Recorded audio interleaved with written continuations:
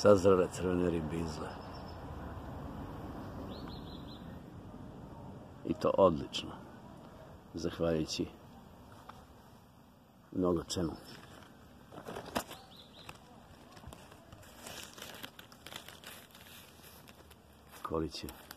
Koji će ove godine da pravi sokove.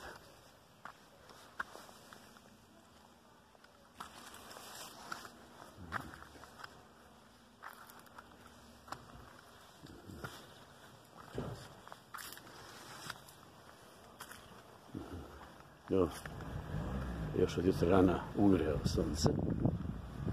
Žestoko.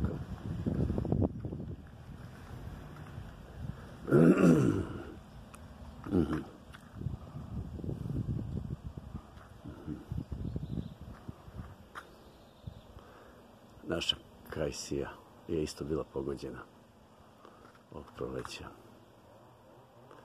i slabo je rodila.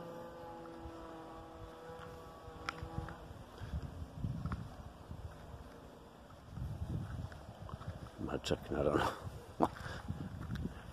po običaju sudbe prati.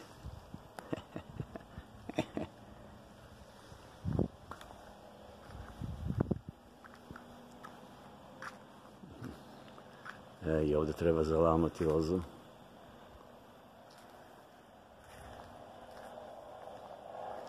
I ovu.